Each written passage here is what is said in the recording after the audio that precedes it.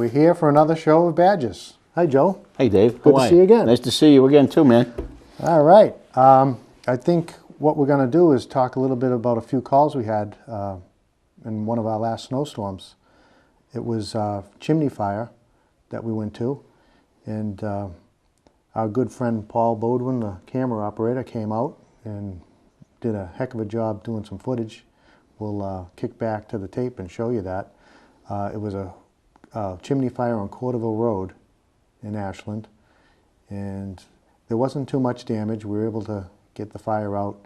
We removed some of the product out of the wood-burning stove and cleaned some of the chimney.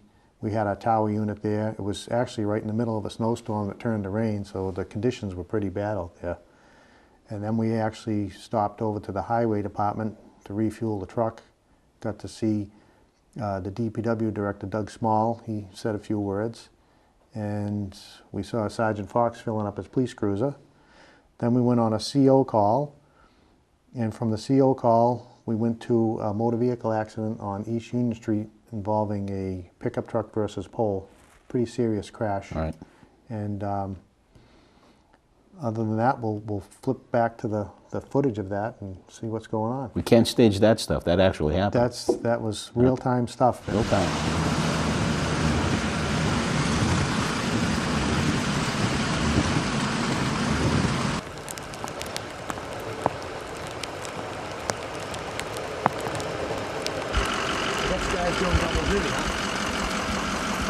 Yep, we've got to keep the parking lot clear as much as we can, as well as take care of any calls in town. So does this mean that you're down the road and you can't tie up and get through and use this? Yep, we use it to plow out driveways so we can get the ambulance in. We want to try to get the stretcher as close to the house as we can. Fire alarm on the engine 3, tower 1, car 2. Report a chimney fire, 110 Corderville Road. It's report of a chimney fire, 110 Corderville Road. On the tower 1, I back to 3, car 2, time out, 1236. Right up 100, impact on 21st. See, the hardest thing is they can't get out of the way because the snowbanks, no way to go. So we kind of just wait. Well, MP1 will be responding to that also. Safety first, so we want to get the call. I have you on 1236.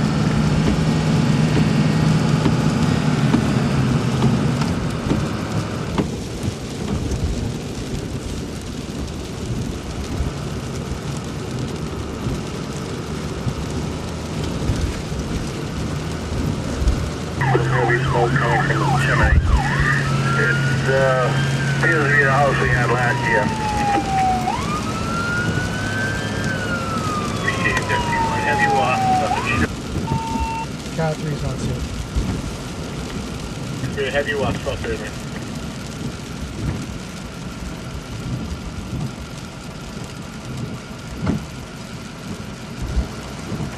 You got to make it proceed to tower line with caution.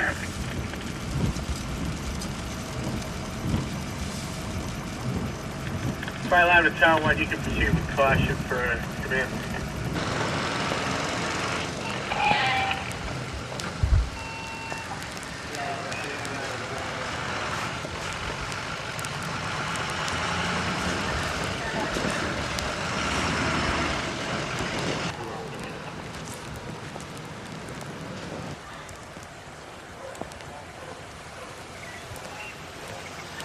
Kind of extinguish yourself.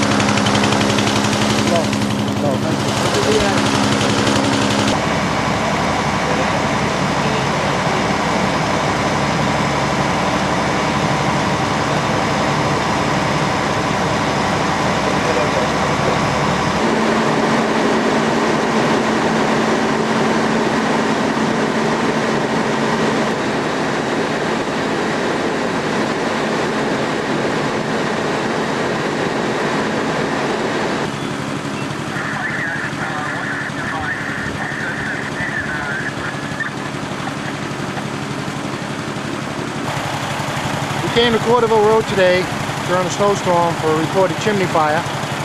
On our arrival, we had heavy smoke coming out of the chimney. They have a wood burner inserted into the chimney. We were able to remove the contents of the chimney, which is behind me smoking in the pile of snow now. Once we removed that, we were able to check with our thermal imaging camera, which shows if there's any heat behind the walls. We did notice a spot on the chimney. We've notified the building inspector. He will come out, we'll red tag the unit, then they'll have a professional company come and clean it, and they should be all set. Right now it appears to be confined to the chimney. We don't see any other hazards. We'll be wrapping up very shortly and put all our equipment away and get ready for the next call. Basically, this is the clean out. This is the clean out outside behind the house. This is one of the owners of the house. He opened up the door. We've been able to clean out some of the soot. We have our chimney brushes from up top.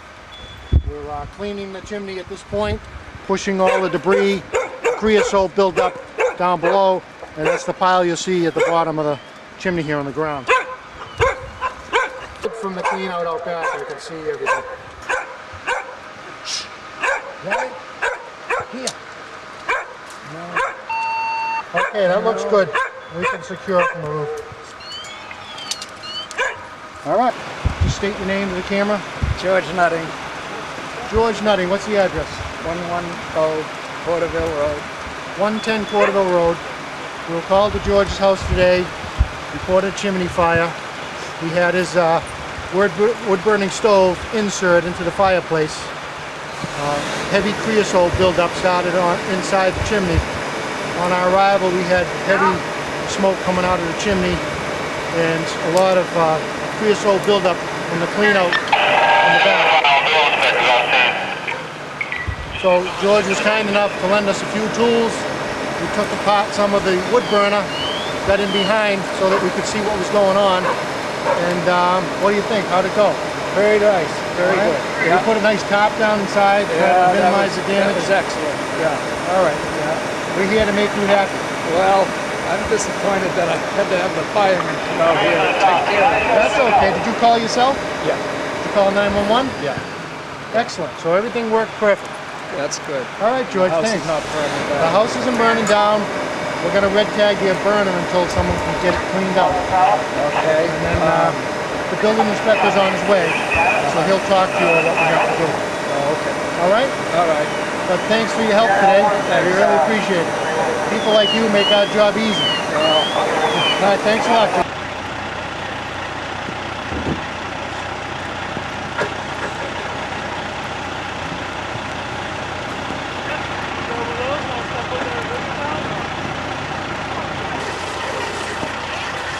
How do you think we doing?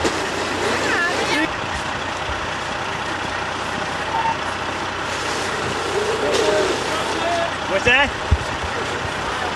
Hi, Mom!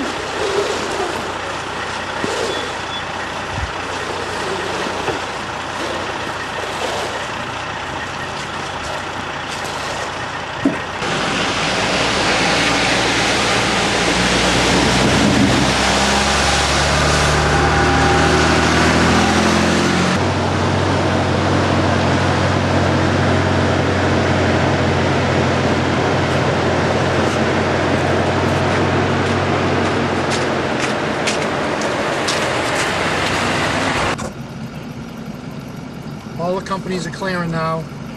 We've released the house back to the owners. Go ahead. The Clear one. wood burner stove has been red tagged by the building department.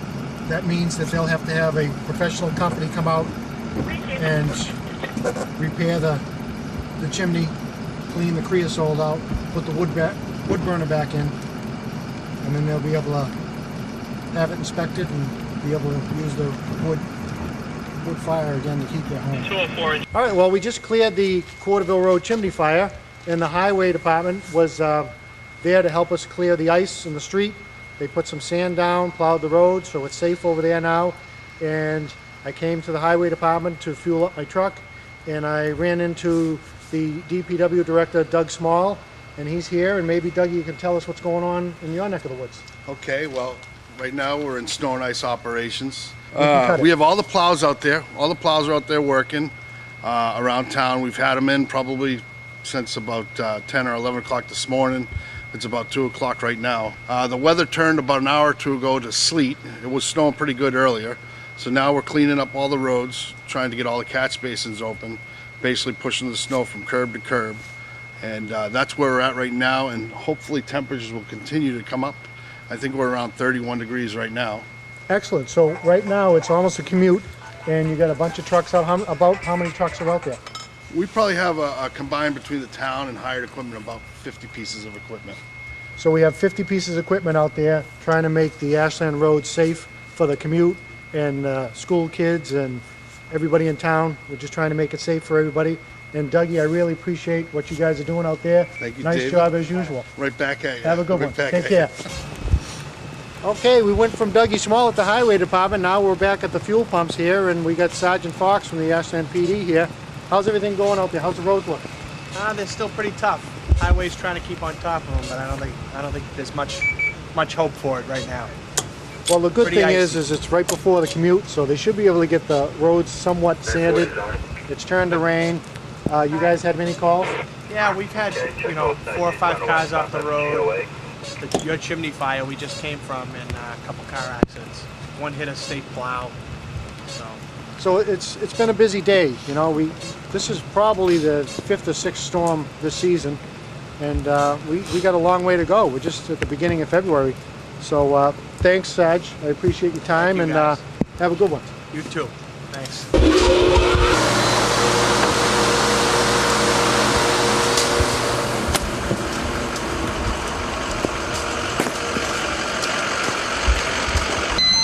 Car 3's off.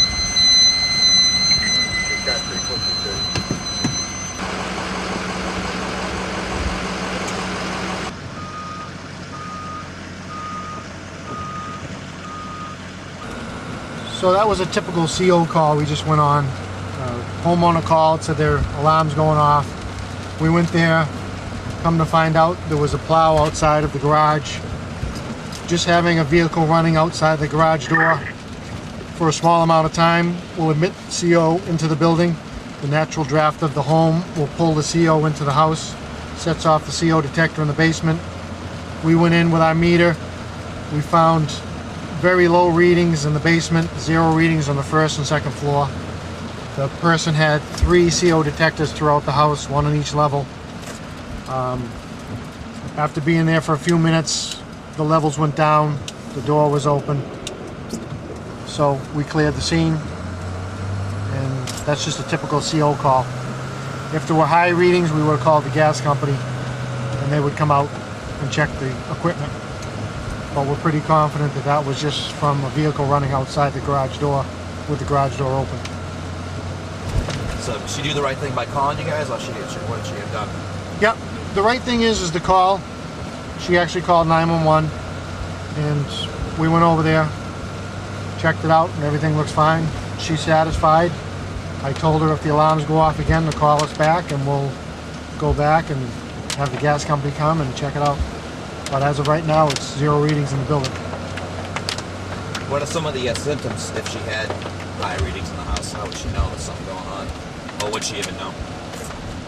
Yeah, if you're in the high level of CO for a prolonged amount of time, you'll start getting dizzy, headache, nausea, and we can just take you to the hospital, have a blood test done, and they can tell you if the CO inside your bloodstream.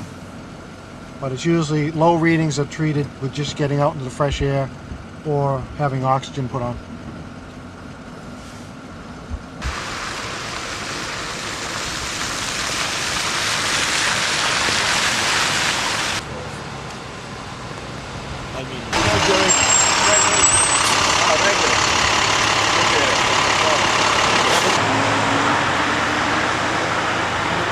All right, the snow turned to sleet earlier this afternoon, then to icy rain. We got icy road conditions at this time. Obviously, this pickup truck behind me, we're near the high school in Ashland. It slid off the side of the road, hit a pole on the driver's side, snapped the pole, has a transformer on it. NSTAR's on scene. They're going to be getting some detail officers here, replacing the pole tonight in this inclement weather. The person driving was not hurt. That's about it. Moving on to the next call. Okay, Dave. Since our last show, Yeah. our last taping, the Ashland Police have gone to 1,036 calls since our last show. That sounds like an awful lot. That is a lot. And because of the weather conditions that we've had a lot of snowstorms, and whether they're little in inches or serious, we've had 30 motor vehicle crashes. We had 27 burglar alarm responses that we had to go to. And you folks would know this as well. We responded with you folks to 23 medical emergencies in that time frame. We had investigations that we've had. We've had ID theft. We had 3 investigations, including identity thefts, which is now the up-and-coming thing that's happening out there right now. We've had 18 arrests, 3 warrant arrests that included in that 18, 4 arrests that had to do with operating after their license was suspended. We had 2 operating under the influence of alcohol arrests, and we had 5 Class B with cocaine arrests, 1 larceny arrest, 2 assault and battery with dangerous weapon arrests, and 1 reckless operation and Mark Lane's violation arrest. So needless to say, we've been busy over that very short time frame, getting everything done. And we had 1 recovered motor vehicle stolen out of Burlington, Mass, and it was recovered in the Market Basket Plaza parking lot. Wow. So it's been busy. For the folks who a couple of weeks ago tried to get into the Shaw's Plaza and was not able to, or they weren't able to get into the plaza because we had it all blocked off, let me explain that because of the nature of society today, when anything strange is found on the side of a building or left unattended, like a bag, and you saw wires hanging out of it, and that's the call that originally came in, that it was a suspicious package by a building, we take that serious. In this day and age with terrorists and everything else, we're trained, police and fire are trained to respond in a certain manner. And public safety is number 1. Absolutely. So we took it to the level that we needed to take it to, and we called the State Police Bomb Squad. They came, they surveyed the area, and upon their investigation, they deemed that the box was safe to remove, and they did. They removed it, and come to find out, after all the precautions were taken, there had been some electrical work done in that particular store. I won't mention the store, but it was done in the plaza, and the electrician left his bag there with some of the other work that he was working on in that bag, and that was the call. So again, you take the precautions to make sure that everyone is safe, and it turned out to be nothing, which is, we're thankful for that. But you never know in this day and age.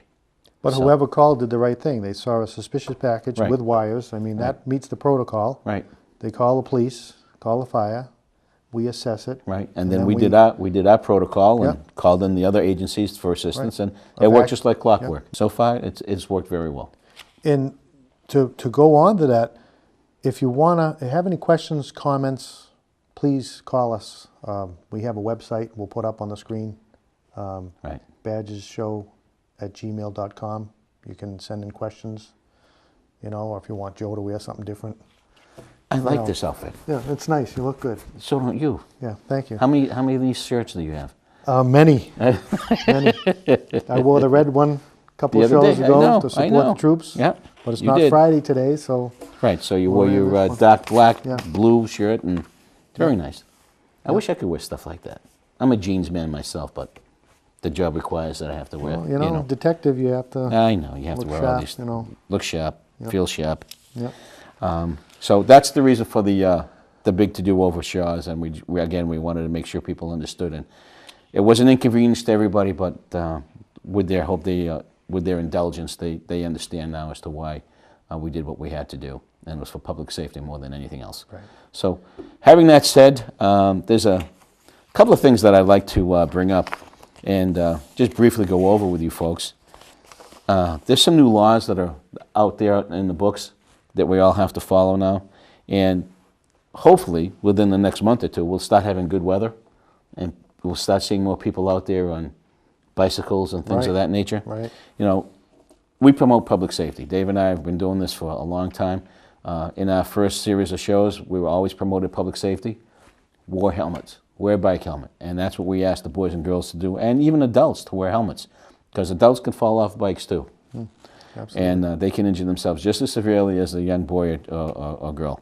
So please, definitely wear your helmet. If you don't wear your helmet, you're subject to get a citation, believe it or not. I mean, the rules of the road are no different than the rules of an operator driving a car than a person riding a bike. Sure. And now the laws are such that a police officer can literally pull a person over riding a bike if they don't adhere to the rules of the road. So they can actually get a citation handed to them. If you're 16 years old, it's handed to you directly. If you're 16 years age or younger, it goes to your parents. You know, so Right. Do we please have use. any programs out there with the helmets? Not yet. Well, I know that a lot of the public monies are dried up with respect to the helmet program that we once had. I believe we have a few helmets left upstairs in in the closet. But you've given out many Oh, helmets. we've given out. Yeah. Oh my gosh, I think within the last 2 years we've given out over 150 helmets. Yeah. So and that was a great program. So we're always looking for donations so that we can buy helmets. I know when we do our raffles for during Ashland Day and the holiday lighting program, the department's been very generous in giving out helmets. And our public safety awareness day that we have during the summer concerts on Tuesday night. Sure. We always give out helmets for the kids that have bikes. And it's something that I truly believe in. You know, we've seen accidents where kids have seriously got hurt, Absolutely. and maybe if they didn't have if they were wearing a helmet, the injuries wouldn't have happened. So And we've also been to many accidents where people have worn helmets and their injuries were less. Right. Because they had them on. absolutely, So it's important. Wear your helmets. wear your helmets, and also wear your seatbelt. That's a good one too. That's a good one too. So you know, and again, we've gone to many accidents where people wore their seatbelts and they didn't sustain serious injuries. They were injured, but not as serious as they would have Right. been if they didn't have their seatbelt on. So again, those are things I just wanted to add on about that. good. Maybe in another show we'll get into underage drinking and the laws that pertain to that. I think we need to talk about that because with good weather comes parties, and you know, prom time will be coming sometime in May and June for the kids in school. So moms and dads need to be aware of that. They need to also understand that if the parents are allowed to allow these kids to have parties in the house, that they're liable. And oh my gosh, in today's day and age, and the liability factor, God forbid anything should happen to anybody at these parties, or even at their own homes, and the kids stay over and something happens while the kid is at the house and they're drunk or whatever, the liability falls on the parents of the house. So I'd like to get into that, and I know that we've talked in exhausting about this particular item, but we need to talk about it. You know, Sure. because sometimes people just don't get it, and they need to hear it again. I have teenagers myself, and Yeah. it's a constant battle, and you have to be firm. It's good to have a relationship with your children, but you can't be a friend as much as a parent. No. It's more important to be a parent than a friend. So This is true. sometimes the decisions, you know, they seem harsh to the children, but they're necessary. I have All we want to do is protect them. That's it. You know. It's not that you're trying to be mean or cruel or whatever. I have a poster that was given to me many years ago when I used to do the DARE program, and I still hang it over my desk. The right decision is not always the popular decision. That's true. And That's true. And the kids need to understand that, as the parents need to understand that. Right. It's okay to be your parent. Your kids will find friends wherever. Be a parent before your friend, and sometimes that's the way to go. All right, that's my editorial for the night with respect to that. But What else we got? well, that's it for right now. I think if I start this program with the underage drinking thing, that'll take us into, you know, show 6, 7, 8, and 9. True. But we want to talk about that car accident that we had with the. Yeah, we were gonna hit on a few calls that we're gonna have Paul flip to some video Okay. we have. All right. It was a snowstorm a couple weeks ago. Paul came with me while I was on duty, and we went on a few calls. One of them was a pretty serious pickup truck accident Right. against a telephone pole on East Union Street, and the person in the vehicle wasn't injured, but it could have been a lot worse because he crossed the line and had someone be coming the other way, Right. it could have been a head-on crash. Right. It was slippery conditions, snow, so people need to take it slow, Slow down. when you're driving. And I know we've said it 100 times, take it slow when it's icy and all that stuff, but every time there's a storm, we have accidents. Right. You know, and then we went to the chimney fire, and it's important. We tell people all the time, have a professional come out before the season starts, have your chimney clean. Chimneys, they don't get plugged up overnight. You know, this is a long-term thing. Right. So Now, it when we needs to be talk about the maintained. creosote buildup, Yeah. how long does it actually, take? I mean, it depends upon the kind of wood you're burning too, Right. I'm assuming. Right. If the wood's very wet, I think it's going to build up more. And a lot of people have these high-tech wood-burning stoves now that they get the fire going, and then they shut down the air and they shut down the damper to have the heat Come out. build up Right. in the unit to heat the house. But now the product isn't being burnt 100%. So it's going up the chimney and capturing on the sides of the chimney, and then it builds up sort of like cholesterol. You know, cholesterol in your bloodstream, it builds up until it closes down where it can't let the smoke out anymore, and then the smoke starts coming in the house. Right. And sometimes the product even catches on fire inside the chimney. And that's what causes the chimney fires. Yep, clean it up. And then we did a CO call. A gentleman was outside in like a backhoe plowing the driveway at the condo units. And this particular plow was giving off a lot of exhaust. And it was right near the garage door. Garage door was open. The natural draft seeped in and it set off their CO detectors. So Joe, I guess we should think about what we want to do for the next show. You got any ideas? I have a few. What I have a few What are you ideas. thinking about? Well, if I tell you, then it won't be a surprise now, will it? The viewers might want to know. Oh, they may want to know. Well, I understand that we have there's a group of guys that are doing a weight challenge, and maybe we can get them on the show Yeah. to talk about why they're doing it and representing the town. And I think that would be good to Sure. get them in to talk about why they're doing it, other than the obvious health reasons. But This is police and fire. police and fire, right? Yeah. I think it's called a mass challenge, I think, and it's statewide, and it's a legitimate contest where the guys and gals that get involved in it have to lose weight, lose body weight, and gain muscle. So it's a physical fitness challenge, and we have 3 guys within the department and 1 in your department, I believe, that's getting involved in it. Right. And we should bring them in and talk to them about it. It's not like the Biggest Losers on TV. It's not like that, but it's something similar. It's a legitimate program, so we should bring them in. That sounds like a good next show. Sounds like a good show. So I guess we're going to end this one. Okay, I'm ready when you are. Again. Always a Nice pleasure. job. Me too. We'll see you again.